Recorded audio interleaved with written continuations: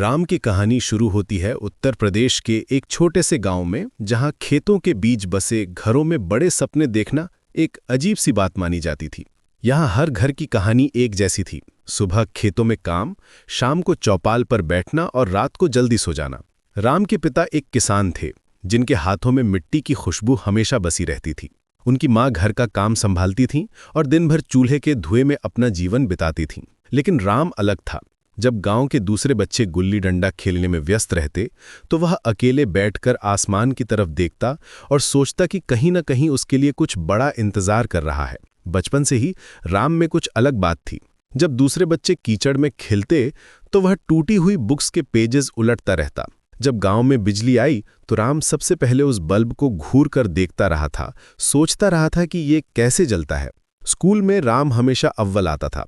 उसके teacher Rajesh sir कहते थे कि इस लड़के में कुछ खास बात है।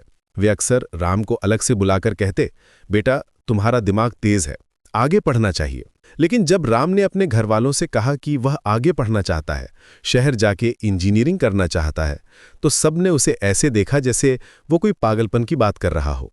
उसके पिता ने अपना सिर हिलाते हुए कहा, बेटा हमारे खून में खेती है, हमारे बाप दादा यही करते आए हैं, तुम भी यहीं रहकर खेती करो। ये शहर वहर के चक्कर में मत पड़ो, वहां पैसा ही पैसा है, रिश्ते नाते कुछ नहीं। गांव के बुजुर्गों ने भी राम को समझाने की कोशिश की। चौधरी साहब, जो गांव के सबसे बुजुर्ग व्यक्ति थे, ने राम के कंधे पर हाथ रखकर कहा, अरे राम, तुम्हारे बाप दादा यहीं रहे हैं, इसी मिट्टी में पले बढ़े हैं, तुम क्यों अपनी जड़ों को छोड़कर भागना चाहते हो? शहर में जाकर क्या करोगे?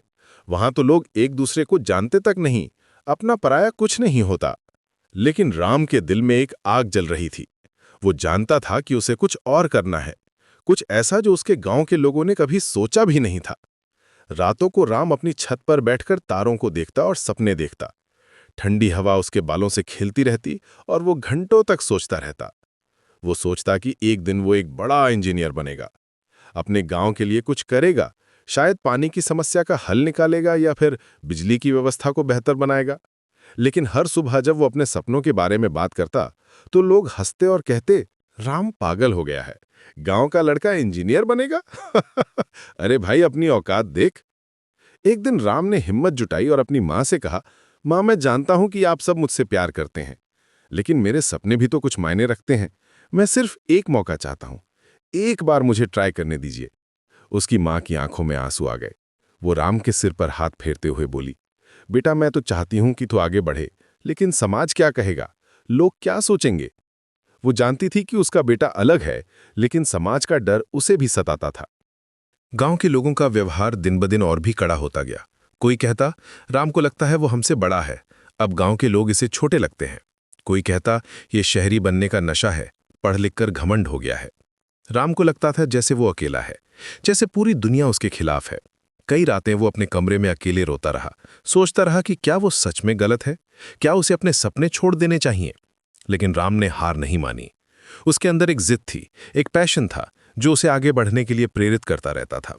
उसने चुपचाप अपनी तैयारी शुरू की। दिन में खेतों में काम करता, रात को मोमबत्ती की रोशनी में पढ़ाई करता, पुराने बुक्स मांग कर लाता, कभी कभी शहर के इंटरनेट कैफे जाकर इन्फॉर्मेशन इकट्ठी करता। उसके दोस्त भी उससे दूर होने लगे थे। वे कहते, राम बदल गया है, अब हमारे साथ टाइम नहीं बिताता, हमें छोटा समझता है। एक शाम राम अपने खेत में अकेला खड़ा था। सूरज डूब रहा था और हवा में एक अजीब सी शांति थी। चारों तरफ सिर्फ खेतों की हरियाली थी और दूर से गायों के घंटियों की आवाज आ रही थी। उसने अपने आप से कहा, मैं जानता हूं कि मेरा रास्ता आसान नहीं है, लेकिन मैं यहां रुक नहीं सकता। मेरे अंदर कुछ है जो बाहर आना चाहता है। मैं अपने सपनों को मरने नहीं दे सकता। उस रात राम ने एक फैसला लिया। वो जानता था कि उसे अकेले ही अपना रास्ता बनाना होगा, लोगों की बातों को इग्नोर करना होगा। उसने अपनी डायरी में लिखा, आज से मैं सिर्फ अपने सपनों की सुनूंगा, चाहे दुनिया मेरे साथ हो या ना हो, मैं अपनी मंजिल तक पहुंचूंगा। मैं साबित करके दिखाऊंगा कि गांव का लड़का भी कुछ बन सकता है। राम की कहानी यहीं से शुरू होती है। एक ऐसे लड़के की कहानी जिसने तय किया था कि वो अपने सपनों के लिए लड़ेगा, चाहे पूरी दुनिया उसके खिलाफ क्यों ना हो। क्या राम अपने सपनों को पूरा कर पाएगा? क्या वो अपने गांव वालों को मुसीबत से बचा पाएगा? ये सब जानने के लिए हमें राम के साथ चलना होगा।